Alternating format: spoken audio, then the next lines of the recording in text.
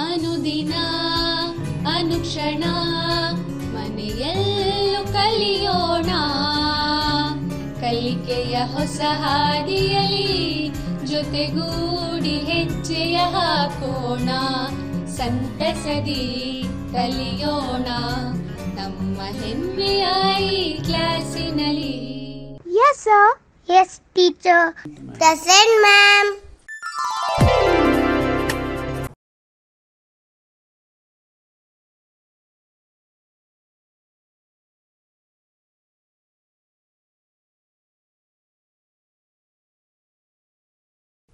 Hello बच्चों, आप सबको ई क्लास कार्यक्रम में स्वागत करती हूँ मैं। और आज हम एक कविता को सीखेंगे। कविता सबको अच्छी लगती है और मुझे भी अच्छी लगती है। और आज की कविता की विशेषता यह है कि ये आप सबको बहुत आनंद अनुभव कराएगा। अच्छा तो ठीक है बच्चों, उससे पहले आज हम एक गतिविधि को करेंगे। अभी मैं कुछ वस्तुओं को आपको दिखाऊंगी और आप सबको उसे पहचान कर उसे लिखना है। ठीक है, आपके पुस्तक तैयार रखिए, पुस्तक और पेन को अपने हाथ में रखिए और इन वस्तुओं के नाम लिखने के लिए तैयार हो जाइए। ठीक है, तो ये क्या है बच्चों, आप सबको समझ में आ रहा है? इसे आप हिंदी में लिखिए। क्या है ये? इसे मैं एक एक करके अभी बताऊंगी। क्या कहते हैं इसको? इसको कहते हैं डिब्बा। और ये जो है इसको क्या कहते हैं हिंदी में? इसको बोतल कहते हैं।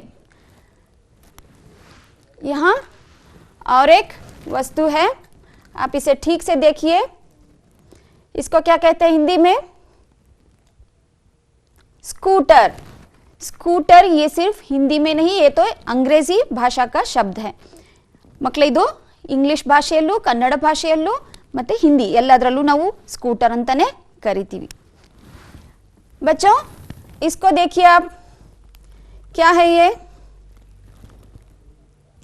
ये लिख रहे हैं ना आप लोग? इसको ऊंट कहते हैं। फिर आप देखिए इसको क्या कहते हैं हिंदी में? इसको गुड़िया कहते हैं। तो और एक वस्तु मैं दिखाने जा रही हूं, ये इसको क्या कहते हैं? गेंद। आप सब लिख रहे हैं ना? इसको क्या कहते हैं बच्चों?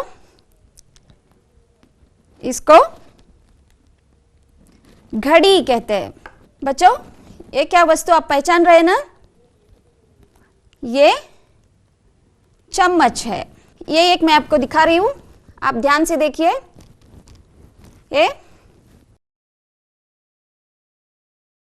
क्या है बच्चों? ये है पंखा। यहां हमने कितने वस्तुओं को देखा है और पहचाना है? 9 वस्तुओं को पहचाना है। तो आखिरी शब्द मैं इन सब के ऊपर पूछ रही हूं। जैसे ये यहाँ ये जो ऊंट है, ये जो गुड़िया है, ये जो स्कूटर है, गेंद है, ये जो छोटा सा पंखा है, ये सारी चीज़ें, ये सारी वस्तुएं आप खेलने के लिए इस्तेमाल करती है। ಮಕ್ಕಳೇ ನೋಡಿದ್ರಲ್ವಾ, ಈ ಎಲ್ಲ ವಸ್ತುಗಳಲ್ಲಿ ಹೆಚ್ಚಿನ ವಸ್ತುಗಳು ಏನಾಗಿದೆ? ಆಟ ಆಡುವಂತಹ ವಸ್ತುಗಳಾಗಿವೆ। ಈ ಆಟ ಆಡುವಂತಹ ವಸ್ತುಗಳಿಗೆ ನಾವು ಏನಂತ ಕರಿತೀವಿ?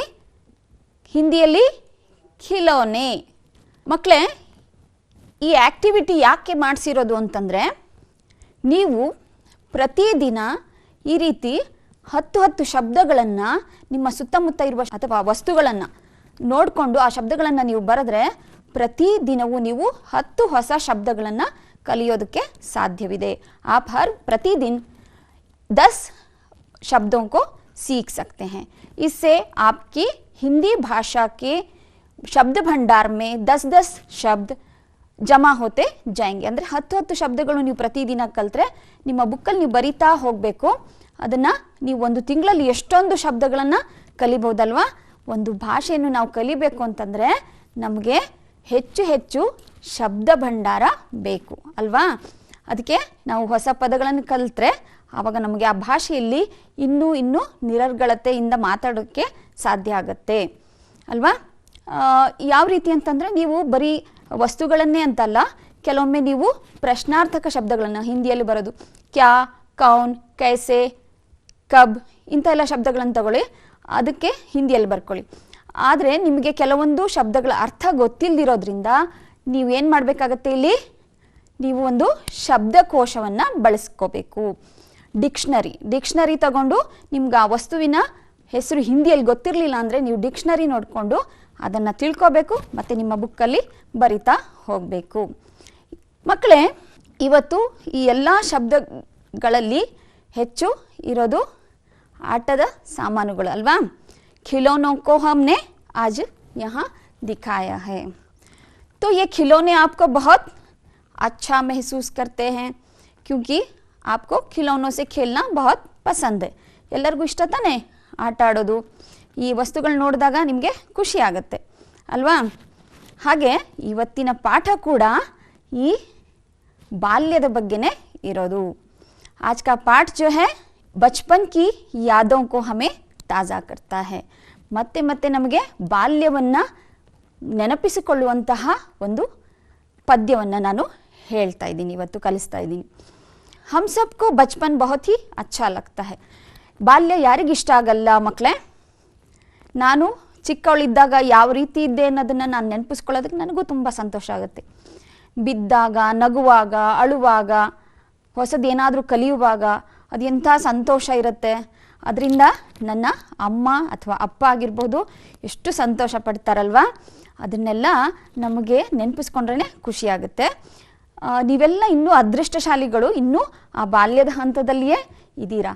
ಯಾಕೆಂತಂದರೆ ನಾವೆಲ್ಲ ಅದನ್ನು ನಮ್ಮ ಜೀವನವನ್ನು ರಿವೈಂಡ್ ಮಾಡಿಕೊಂಡ್ರೆ ಮಾತ್ರ ಅದನ್ನು ನೆನಪಿಸ್ಕೋಬೋದು. ಆದರೆ ನೀವು ಅದನ್ನು ಅನುಭವಿಸ್ತಾ ಇದ್ದೀರಾ ಈಗ ಸಂತೋಷದಿಂದ. ಇಲ್ಲಿ ಈ ವಯಸ್ಸು ಎಂಥದ್ದು ಅಂದರೆ ಬಾಲ್ಯ ಸ್ವಚ್ಛಂದವಾಗಿ, ಅಂದರೆ ಸ್ವತಂತ್ರವಾಗಿ, ಯಾವುದೇ ಚಿಂತೆ ಇಲ್ಲ, ಭಯ ಇಲ್ಲ ಅಂತಹ ಒಂದು ತುಂಬ ಸುವರ್ಣ ಕಾಲ ನೀವು ಈಗ ಕಳೀತಾ ಇದ್ದೀರಾ. ಇದನ್ನು ಸದುಪಯೋಗ ಪಡಿಸ್ಕೋಬೇಕು. ಯಾರಿಗಾದರೂ ಕೇಳಿದರೆ ಎಲ್ಲರಿಗೂ ಬಾಲ್ಯವನ್ನೇ ಅವರು ತುಂಬ ಉತ್ತಮ ಜೀವನದ ಕಾಲ ಅಂತ ಹೇಳ್ತಾರೆ ಅಲ್ವಾ. ಹಾಗಿದ್ರೆ ಈಗ ಪದ್ಯದ ಕಡೆ ಹೋಗೋಣವಾ. ಚಲೆ ಹಮ್ कविता की तरफ आगे बढ़ेंगे. पाठ 13 बोल उठी बिटिया. आज इस पाठ में बचपन की यादें तो ताज़ा होंगी ही और हमें कविता वाचन से बहुत ही आनंद का अनुभव भी होगा. तो चले बच्चों, उससे पहले हम कविता का वाचन करेंगे. आप सब अपनी अपनी पुस्तकों को सामने रखिए और बोल उठी बिटिया इस कविता के उस पृष्ठ को देखते हुए जो मैं पढ़ रही हूँ उसे ध्यान से सुनिए. मैं बचपन को बुला रही थी, बोल उठी बिटिया मेरी. नंदनवन सी फूल उठी, यह छोटी सी कुटिया मेरी. माँ वो कहकर बुला रही थी, मिट्टी खाकर आई थी. कुछ मुँह में कुछ लिए हाथ में, मुझे दिखाने लाई थी. पुलक रहे थे अंग दृगों में, कौतूहल था छलक रहा. मुँह पर भी आह्लाद लालिमा, विजय गर्व था झलक रहा. बच्चों, ये कविता की जो पंक्तियां हैं ये सुभद्रा कुमारी नामक एक प्रसिद्ध हिंदी कवयित्री ने लिखा है. इसको हम कवि परिचय भी देखेंगे आगे. सुभद्रा कुमारी जी के द्वारा लिखे गए मेरा नया बचपन इस कविता से ली गई पंक्तियां ये हैं. तो सबसे पहले हम शब्दार्थ को देखेंगे. कुटिया. ಕುಟಿಯಾ का अर्थ है ಕುಟೀರ್, ಗುಡಿಸಲು. ಕನ್ನಡದಲ್ಲಿ ಹೇಳಬೇಕಂದ್ರೆ ಗುಡಿಸಲು ಅಂತ ಅರ್ಥ. ಆದರೆ ಪದ್ಯದ ಮೂಲಕ ಹೇಳಬೇಕು ಅಂತಂದರೆ ಅದು ತಾಯಿ ತನ್ನ ಮನೆಯನ್ನು ಗುಡಿಸಲು ಅಂತ ಇಲ್ಲಿ ಹೇಳ್ತಾ ಇರೋದು. ಮನೆ ಅಂತ ಅರ್ಥ ಆಗುತ್ತೆ. ಮಾ ಓ, ಮಾ ಓ ಮಾ ಅಂತ ಮಗು ಕರೆಯುತ್ತಲ್ವ, ಓ ಅಮ್ಮ ಅಂತ ಕರೆಯುತ್ತಲ್ಲ, ಆ ತರಹ ಇದು ಮಗುವಿನ ಕೂಗನ್ನು ತೋರಿಸುವಂಥದ್ದು ಮಾ ಓ. ಕೌತೂಹಲ್, ಕೌತೂಹಲ್ ಅಂತಂದರೆ ಆಶ್ಚರ್ಯ. ಆಶ್ಚರ್ಯ ಅನ್ನೋದು ಅದಕ್ಕೆ ಸರಿಯಾದ ಅರ್ಥದ ಪದ ಅಲ್ಲ, ಆದರೆ ಪ್ರಬಲ್ ಇಚ್ಛಾ ಅನ್ನೋದು ಸರಿಯಾದ ಅರ್ಥ ಇದ್ರದ್ದು. ಪ್ರಬಲ್ ಇಚ್ಛಾ ಅರ್ಥಾತ್ ಕುಚ್ ಜಾನನೆ ಕಿ ಇಚ್ಛಾ, ಕುತೂಹಲ ಅಥವಾ ಕನ್ನಡದಲ್ಲಿ ಹೇಳಬೇಕು ಅಂದರೆ ಹೊಸದನ್ನು ತಿಳಿಯುವಂತಹ ಒಂದು ಹಂಬಲ ಇರುವಂಥದ್ದು, ಅದಕ್ಕೆ ಕುತೂಹಲ ಅಂತ ಹೇಳ್ತೀವಿ. ಛಲಕ್ನ, ಛಲಕ್ನ ಅರ್ಥಾತ್ ಉಮ್ಮಡಿನ, ಉಕ್ಕುವುದು. ಅಂದರೆ ಇಲ್ಲಿ ಕಣ್ಣಲ್ಲಿ ಕುತೂಹಲ ಉಕ್ಕುತ್ತಿತ್ತು ಅನ್ನುವ ಅರ್ಥದಲ್ಲಿ ಉಕ್ಕುವುದು, ಪ್ರೀತಿ ಉಕ್ಕುವುದು ಅಂತ ಹೇಳ್ತೀವಲ್ಲ, ಆ ಥರ ಛಲಕ್ನ. ಆಹ್ಲಾದ್, ಆಹ್ಲಾದ್ ಅಂದರೆ ಆನಂದ್, ಹರ್ಷ್, ಕನ್ನಡದಲ್ಲೂ ಕೂಡ ಆಹ್ಲಾದ, ಸಂತೋಷ. लालिमा, लालिमा का अर्थ है प्रसन्नता, यानी लाल रंग, जो खुशी से हमारे मुंह पर दिखाई देता है लाल रंग, उसको लालिमा कहते हैं. ಅಂದರೆ ಸಂತೋಷದಿಂದ ನಮ್ಮ ಮುಖದಲ್ಲಿ ಏನು ಕೆಂಬಣ್ಣ ಬರುತ್ತೋ ಅದಕ್ಕೆ ಲಾಲಿಮಾ ಅಂತ. ಝಲಕ್ನ, ಪ್ರಕಟ್ ಹೋನಾ ಅಂದರೆ ತೋರುವುದು, ಮುಖದಲ್ಲಿ ಕಾಣಿಸುವುದು ಅಂತ ಹೇಳೋ ಅರ್ಥದಲ್ಲಿ ತೋರುವುದು ಅಂತ. ಬಚ್ಪನ್, ಬಚ್ಪನ್ ಅಂದರೆ ಇದು 4 ಎಕ್ಸ್ಟ್ರಾ ನಾನು ಕೊಟ್ಟಿರೋದು. ಬಚ್ಪನ್ ಅಂದರೆ ಬಾಲ್ಯ. ಬಿಟಿಯಾ, ಮಗಳು, ಮಗಳು ಅನ್ನೋದಕ್ಕೆ ಬೇಟಿ ಅಂತಾರೆ, ಆದರೆ ಪ್ರೀತಿಯಿಂದ ಬಿಟಿಯಾ ಅನ್ನುವ ಒಂದು ಶಬ್ದ ಕೂಡ ಇರುತ್ತೆ. ಮಿಟ್ಟಿ, ಮಿಟ್ಟಿ ಅಂದರೆ ಮಣ್ಣು. ಪುಲಕ್, ಪುಲಕ್ ಅಂದರೆ ಪುಳಕಗೊಳ್ಳು, ಸಂತೋಷದಿಂದ ನಮ್ಮ ಇಡೀ ದೇಹವೇ ಅದಕ್ಕೆ ತನ್ನ ಆಂಗಿಕವಾಗಿ ಅದು ತೋರಿಸುತ್ತೆ ನಮ್ಮ ಸಂತೋಷವನ್ನು. ನಾವೀಗ ಹೇಳ್ತೀವಲ್ವಾ ಏಯ್ ಅಂತ ಹಿಂಗೆ ಹೇಳ್ತೀವಲ್ವಾ, ಅವಾಗ ಆ ಸಂತೋಷವನ್ನು ತೋರಿಸೋದಕ್ಕೆ ನಮ್ಮ ಇಡೀ ದೇಹನೇ ಪುಳಕಗೊಳ್ತಾ ಇರುತ್ತೆ. ಅರ್ಥ ಆಯ್ತಲ್ವಾ ಮಕ್ಕಳೇ? अब हम इस कविता की कवयित्री का परिचय लेंगे. कवि परिचय में सुभद्रा कुमारी चौहान इस कविता की कवयित्री हैं. सुभद्रा कुमारी चौहान हिंदी की प्रसिद्ध कवयित्री हैं. आपका जन्म 1904 में हुआ और मृत्यु 1948 को एक कार दुर्घटना में हुई. ಇವರು ಸುಭದ್ರಾ ಕುಮಾರಿಯವರು ಹಿಂದಿ ಸಾಹಿತ್ಯದಲ್ಲಿ ಅಪಾರವಾದ ಕೊಡುಗೆಯನ್ನು ನೀಡಿದ್ದಾರೆ. ಇವರು ಹಿಂದಿ ಭಾಷೆಯಲ್ಲಿ ಪ್ರಸಿದ್ಧ ಕವಯಿತ್ರಿ ಕೂಡ ಹೌದು. ಸುಭದ್ರಾ ಕುಮಾರಿಯವರು 1904ರಲ್ಲಿ ಹುಟ್ಟಿದರು. ಇವರು 1948ರಲ್ಲಿ ನಿಧನ ಹೊಂದಿದ್ರು, ಒಂದು ಕಾರ್ ಆಕ್ಸಿಡೆಂಟಲ್ಲಿ ತೀರ್ಕೊಂಡ್ರು. ಇಲ್ಲಿ ನೀವು ನೋಡಬೇಕಾದಂಥ ಅಂಶ ಅಂತಂದರೆ ತುಂಬ ಕಡಿಮೆ ಸಮಯದಲ್ಲಿ ಇವರು ಹಿಂದಿ ಸಾಹಿತ್ಯಕ್ಕೆ ಅಪಾರವಾದ ಕೊಡುಗೆಯನ್ನು ನೀಡಿದ್ದಾರೆ. ಆಪ್ಕಿ ಕಾವ್ಯ ಪಂಕ್ತಿಯಾं ಖೂಬ್ ಲಡಿ ಮರ್ದಾನಿ ವಹತೋ ಝಾನ್ಸಿ ವಾಲಿ ರಾಣಿ ಥಿ ಪ್ರಸಿದ್ಧ ಹೈ. ಅವರು ಬರೆದಿರುವಂತಹ ಕೆಲವು ಸಾಹಿತ್ಯದಲ್ಲಿ ಖೂಬ್ ಲಡಿ ಮರ್ದಾನಿ ವಹತೋ ಝಾನ್ಸಿ ವಾಲಿ ರಾಣಿ ಥಿ ಅನ್ನುವ ಒಂದು ಹೆಸರಿನ ಪ್ರಸಿದ್ಧ ಕಾವ್ಯ ಇದೆ. ಅದು ಝಾನ್ಸಿ ರಾಣಿ ಲಕ್ಷ್ಮೀಬಾಯಿ ಬಗ್ಗೆ ಇರುವಂಥದ್ದು. ಮುಕುಲ್ ಆಪ್ಕಾ ಕವಿತಾ ಸಂಗ್ರಹ ಹೈ. ಮುಕುಲ್ ಕೂಡ ಅವರು ಬರೆದಿರುವಂಥ ಒಂದು ಕವಿತೆಗಳ ಸಂಗ್ರಹ. इसके अलावा आपका कहानी संकलन और शिशु साहित्य भी प्रकाशित है. कहानी संकलन, कहानी ಅಂತಂದ್ರೆ ಕಥೆಗಳು, ಕಥೆಗಳ ಸಂಕಲನವನ್ನು ಕೂಡ ಅವರು ಬರೆದಿದ್ದಾರೆ. ಆಮೇಲೆ ಶಿಶು ಸಾಹಿತ್ಯ, ಶಿಶು ಸಾಹಿತ್ಯನೇ ಬಾಲ್ ಗೀತ್ ಜೋ ಆಜ್ ಇಸ್ ಕವಿತಾ ಮೇ ಹಮ್ ಪಡೆಂಗೆ. ಅಂದರೆ ಇವತ್ತು ನೀವೇನು ಪದ್ಯ ಓದ್ತಿದ್ದೀರಾ ಅದು ಶಿಶು ಸಾಹಿತ್ಯದ ಒಂದು ಭಾಗ. ಅವರ ಈ ಮೇರಾ ನಯಾ ಬಚ್ಪನ್ ಅನ್ನುವ ಒಂದು ಕವಿತೆ ಇದೆ. ಆ ಕವಿತೆಯಿಂದ ಆಯ್ದ ಭಾಗಗಳನ್ನು ಈ ಬೋಲ್ ಉಠಿ ಬಿಟಿಯಾ ಅನ್ನುವ ಪದ್ಯದಲ್ಲಿ ನೀಡಲಾಗಿದೆ. ಅದರಲ್ಲಿ ಕೆಲವು 12 ಸಾಲುಗಳು ಮಾತ್ರ ನೀವು ಓದ್ತಾ ಇದ್ದೀರಾ. ಅದು ತುಂಬ ದೊಡ್ಡದಾದಂತಹ ಕವಿತೆ. ಅದರ ಸಾಲುಗಳು ಹೇಗೆ ಶುರುವಾಗುತ್ತೆ ಅಂದರೆ, ಬಾರ್ ಬಾರ್ ಆತಿ ಹೈ ಮುಜ್ಕೋ ಮಧುರ ಯಾದ್ ಬಚ್ಪನ್ ತೇರಿ. ಅಂದರೆ ಇಲ್ಲಿ ಕವಯಿತ್ರಿ ಹೇಳ್ತಾರೆ, ಪದೇ ಪದೇ ನನಗೆ ನಿನ್ನ ನೆನಪಾಗುತ್ತೆ ಓ ನನ್ನ ಬಾಲ್ಯ, ಎಂಥ ಮಧುರವಾದ ದಿನಗಳು ಅವು ಅಂತ ಅನ್ನೋದು ಈ ಸಾಲಿನ अर्थ. इस कविता में बिटिया की मासूम और नटखट क्रियाओं को देखकर माँ की ममता खिल उठती है और उसके मन के आनंद का कोई पार नहीं रहता।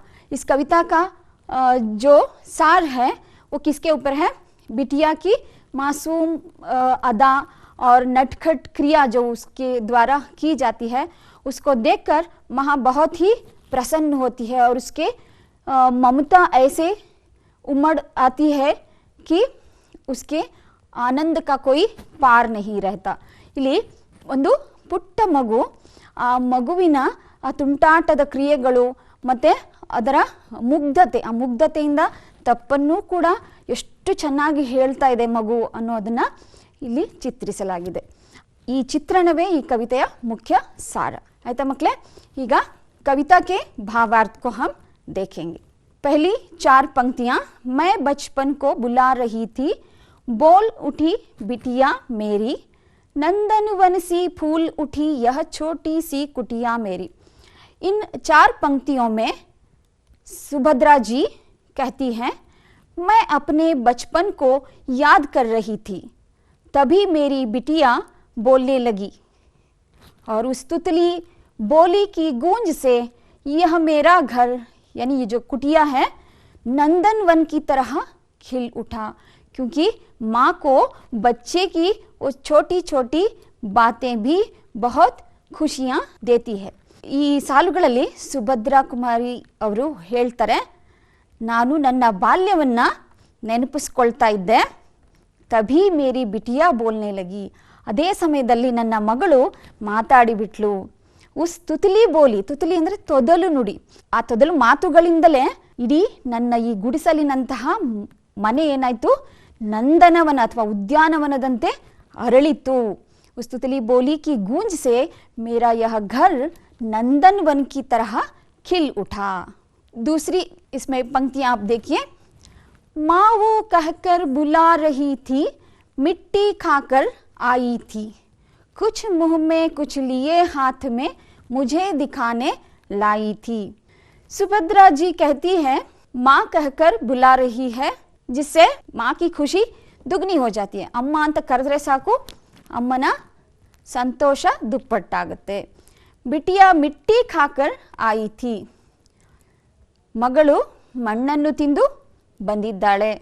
मुंह में थोड़ी सी और हाथ में थोड़ी सी मिट्टी लेकर मुझे दिखाने लाई थी, ಕೈಯಲ್ಲಿ ಸ್ವಲ್ಪ ಬಾಯಲ್ಲಿ ಸ್ವಲ್ಪ ಮಣ್ಣಿತ್ತು, ಅದನ್ನು ತೋರಿಸೋದಕ್ಕೆ ತಂದಿದ್ದಾಳೆ। यहाँ माँ को बिटिया के निर्मल मन से कहने वाली बातों पर ममता उमड़ रही है।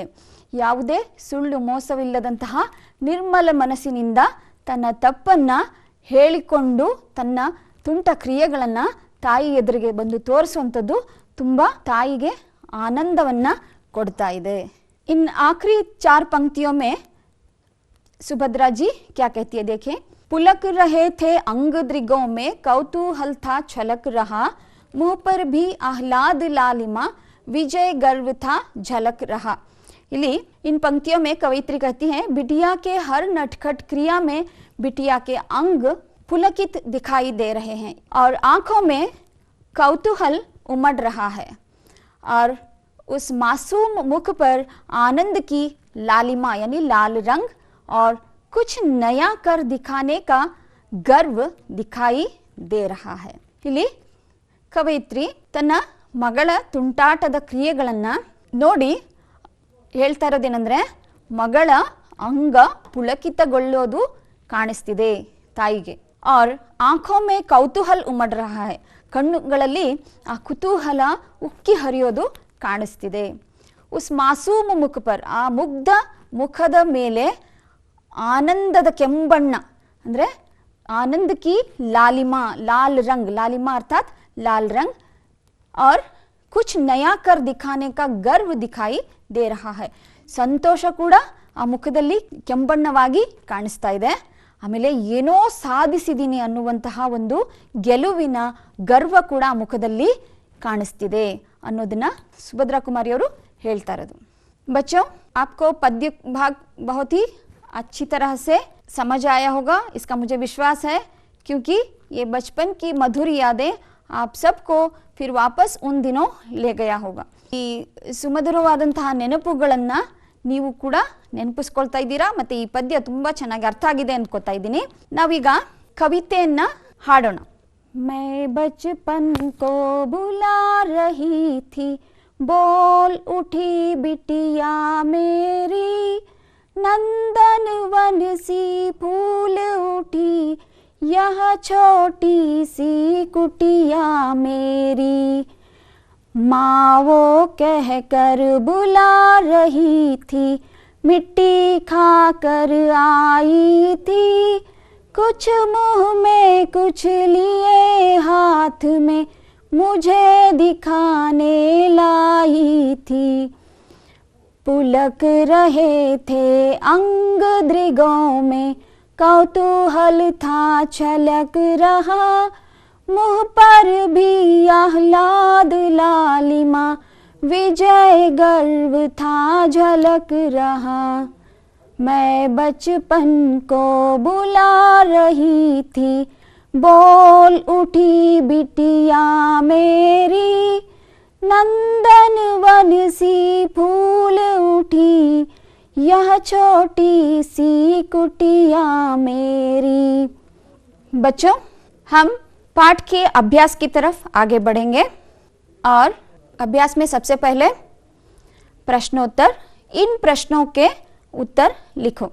आपने कविता को सुना है और पाठ के भाव को भी समझा है और इन प्रश्नों के आप उत्तर लिखने की कोशिश कीजिए. पहला प्रश्न, बिटिया क्या कहकर बुला रही थी? बिटिया क्या कहकर बुला रही थी? उत्तर, बिटिया माँ वो कहकर बुला रही थी. दूसरा प्रश्न, बिटिया क्या खाकर आई थी? उत्तर देखिए, बिटिया मिट्टी खाकर आई थी. बिटिया की आंखों में क्या छलक रहा था? उत्तर, बिटिया की आंखों में कौतूहल छलक रहा था.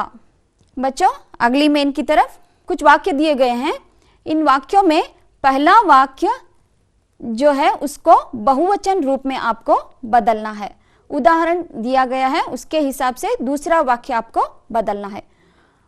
वह दूध बेचती थी, ये वाक्य है, और दूसरा वाक्य वे दूध बेचती थी. यहाँ स्त्रीलिंग एक वचन है और उसको स्त्रीलिंग बहुवचन में बदलना है. तो दूसरा जो वाक्य आपको प्रश्न के रूप में दिया गया है वह है वह चित्र बनाती थी. वह चित्र बनाती थी स्त्रीलिंग एक वचन है. इसको स्त्रीलिंग बहुवचन रूप में वे ಚಿತ್ರ ಬನಾತಿ ಥಿ ಅಂದ್ರೆ ಇಲ್ಲಿ ಒಂದು ಚುಕ್ಕಿಯ ವ್ಯತ್ಯಾಸ ಇದೆ. ಇಲ್ಲಿ ವಹ ಅನ್ನೋದು ವೇ ಆಗುತ್ತೆ, ಆಮೇಲೆ ಬನಾತಿ ಥೀ ಥೀದಿದ್ದು ಥೀ ಅಲ್ಲಿ ಚುಕ್ಕಿ ಇಲ್ಲ, ಇನ್ನೊಂದು ಥೀ ಅಂತ ಆಗಿದೆ. इसी प्रकार मैं अंडे लाता हूँ, हम अंडे लाते हैं. और दूसरा वाक्य है मैं पुस्तक पढ़ता हूँ, हम पुस्तक पढ़ते हैं. मैंने फल खाया, बहुवचन में हमने फल खाए.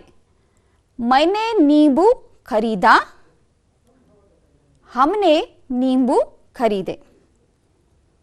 चौथा, तुम दूध पियोगे, तुम की जगह आप दूध पियेंगे, पियोगे ಅಂತ ಇರೋದು पियेंगे ಅಂತ ಆಗುತ್ತೆ.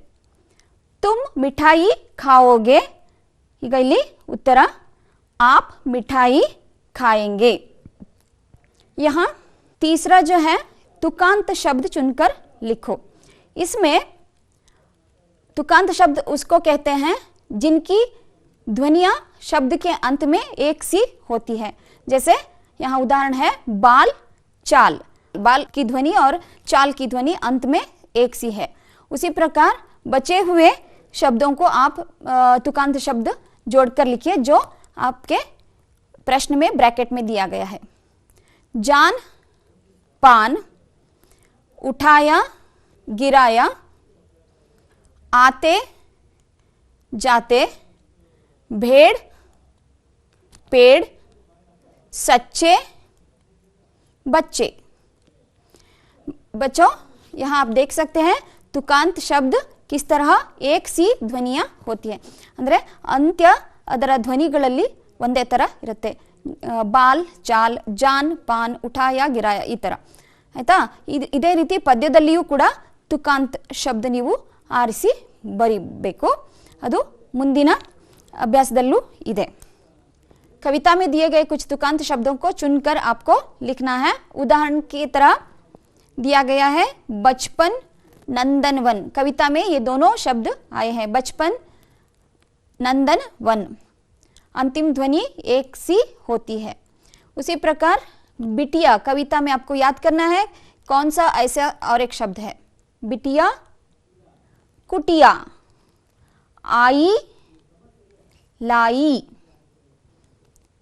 फूल बोल छलक झलक ये कविता के कुछ तुकांत शब्द हैं बच्चों अगला मेन देखिए विलोम शब्दों का मिलान करो इस मेन में कुछ शब्द दिए गए हैं ए भाग के शब्दों को बी विभाग के शब्दों से मिलान करना है ए विभाग का शब्द बी विभाग के शब्द का विलोम पद यहाँ है तो सबसे पहले वरदान सुख बलवान धनी जीवन सुबह इतना पवित्र और बी विभाग में दुख अभिशाप अपवित्र शाम उतना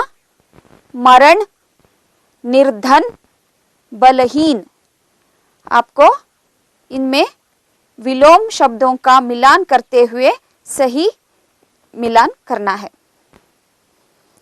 वरदान का विलोम शब्द है अभिशाप सुख का विलोम शब्द है दुख बलवान का विलोम शब्द है बलहीन धनी का विलोम शब्द निर्धन जीवन का विलोम शब्द है मरण सुबह का विलोम शब्द है शाम इतना का विलोम शब्द है उतना पवित्र का विलोम शब्द है अपवित्र ಮಕ್ಕಳೇ ಇಲ್ಲಿ ವಿರುದ್ಧ ಪದಗಳನ್ನ ಹೊಂದಿಸಿ ಬರೆಯಲಾಗಿದೆ ನೀವು ಇಲ್ಲಿ ಗಮನಿಸಬೇಕು ಎ ವಿಭಾಗದಲ್ಲಿ ಕೊಟ್ಟಿರುವಂತಹ ಶಬ್ದಗಳನ್ನು ನೀವು ಬಿ ವಿಭಾಗದಲ್ಲಿರುವ ಈ ಶಬ್ದಗಳ ವಿರುದ್ಧ ಪದಗಳನ್ನು ಜೋಡಿಸಿ ಹೊಂದಿಸಿ ಬರಿಬೇಕು ಅನ್ನೋದು ಈಗಾಗಲೇ ನಾನು ಉತ್ತರವನ್ನ ನೀಡಿದ್ದೀನಿ ಇದನ್ನ ನೀವು ನಿಮ್ಮ ಪುಸ್ತಕಗಳಲ್ಲಿ ಬರ್ಕೊಳ್ಳಿ ಆಯ್ತಾ ಮಕ್ಕಳೇ मैं आपको गृह कार्य दे रही हूँ ये गृह कार्य में आपको कविता को कंठस्थ करना है कविता को आप इस तरह कंठस्थ करेंगे कि आपको अपना बचपन ही याद आ जाएगा ಅಲ್ವಾ ಮಕ್ಕಳೇ ಈ ಕವಿತೆಯನ್ನು ನೀವು ಓದಿದ್ರೆ ನೀವು ಅದನ್ನ ಅನುಭವಿಸಿದ್ರೆ ಅದು ತುಂಬಾ ಚೆನ್ನಾಗಿ ನಿಮಗೆ ನೆನಪುಳಿಯುತ್ತೆ ಕಂಠಸ್ಥ ಅಂತಂದ್ರೆ ಬಾಯ್ಪಾಠ ಮಾಡೋದು ಅಷ್ಟೇ ಅಲ್ಲ ಅದನ್ನ ನೀವು ಅರ್ಥ ಮಾಡ್ಕೊಂಡು ಓದಿದ್ರೆ ನಿಮಗೆ ಇದು ಬರುತ್ತೆ ಆಯ್ತಾ ಇದನ್ನ ಈ ಕವಿತೆಯನ್ನು ನೀವು ಹೇಳಿ ಮತ್ತೆ ರಾಗವಾಗಿ ಹೇಳೋದನ್ನ ಅಭ್ಯಾಸ ಮಾಡ್ಕೊಳ್ಳಿ ಆಯ್ತಾ ಮಕ್ಕಳೇ ನನ್ನ ಹೆಸರು ನಾಜ್ನೀನ್ ಎ ಪಠಾಣ್ ಸರ್ಕಾರಿ ಹಿರಿಯ ಪ್ರಾಥಮಿಕ ಶಾಲೆ ಸೋಲದೇವನಹಳ್ಳಿ ಬೆಂಗಳೂರು ಉತ್ತರ ವಲಯ ನಿಮಗೆಲ್ಲರಿಗೂ ಧನ್ಯವಾದ ಹೇಳ್ತಾ ಈ ಪಾಠ ಮುಗಿಸ್ತಾ ಇದ್ದೀನಿ